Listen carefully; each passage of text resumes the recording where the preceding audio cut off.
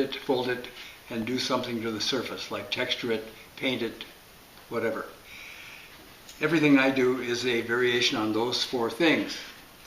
But before you can bend it or fold it or paint it, you have to have some kind of a shape. Shape involves cutting. So I'm going to take paper. This is 2-ply Strathmore, which means it's like a plywood. It has 2 plies, enabling me to cut through one and so that I can fold it. This is 3-ply. It's even stronger. This is for larger shapes, larger elements, and I use either of these for different things. I use a lot of different kinds of papers, but for the most part, it's this paper for almost every use. So I'll take the 2-ply and I'll cut a shape to work with. I'll cut a rectangle. And as you can see, I don't draw with a pencil. I try to draw with the knife. Drawing with a pencil means I have to draw it twice. The only time I draw the pencil is I'm copying a pattern. Like if I want to do 50 leaves of some sort, I don't do 50 completely different leaves. I'll cut one, make a pattern, and trace it off. But for this kind of a demonstration, I'm going to do, okay, I've cut a shape. Now I'm going to draw with the knife. And it's literally drawing with the blade. And it requires some kind of ability to draw.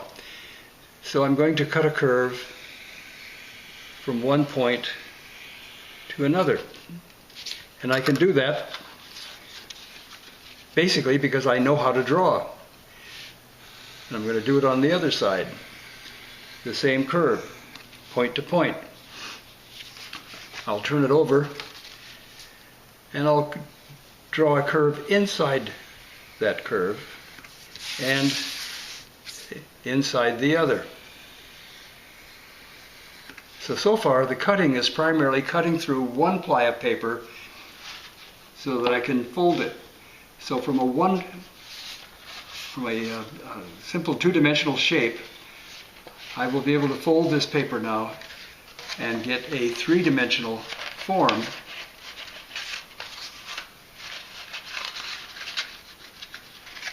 which catches light. There's a positive side, a negative side, and this is the geometric aspect of paper sculpture. This is pure geometry. Nothing is perfect because it's hand drawn, nothing by machine, but that way it's freer. And I don't draw a circle with a circle guide or with any kind of other guide because I feel confident in my ability to draw with the knife. Now I can expand on this and just do some other tricks. Cut it.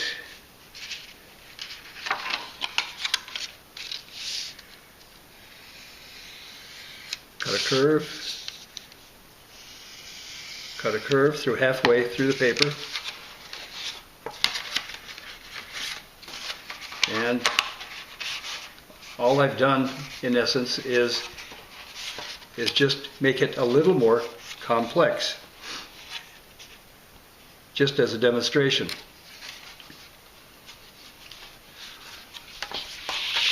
The other thing, and I'll cut another rectangle.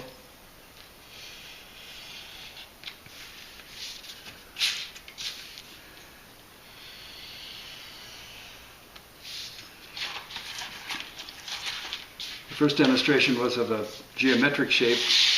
Now I'm going to do a shape that lives.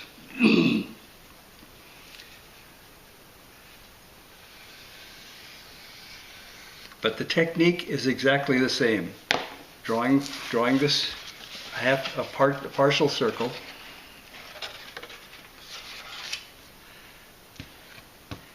Get rid of my paper label here.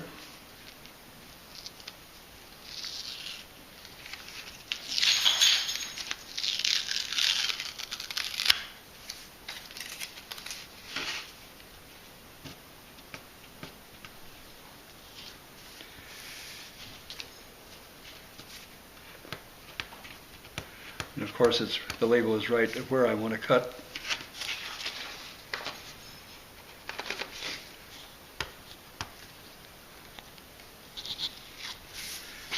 Okay, I've cut this partial curve, very subtle curve. Now I'm going to cut a straight line, a line right next to it on the other side of the paper.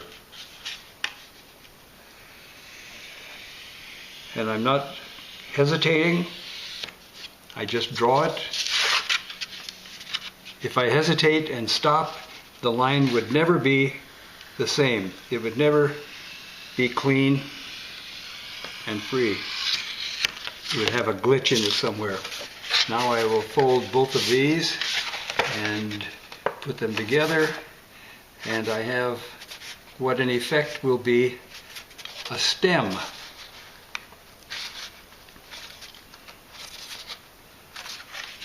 So first geometry, now biology. And I'll cut a basic shape. And this shape really has no meaning at this point because there's no symbol for you to relate to. This could be any kind of a thing. This could be a banana leaf, it could be a paddle, it could be almost anything. It has a negative side and a positive side. And I'll really sharpen up this this stem. And when I say stem, that pretty much could indicate a leaf. But now I'm going to draw a symbol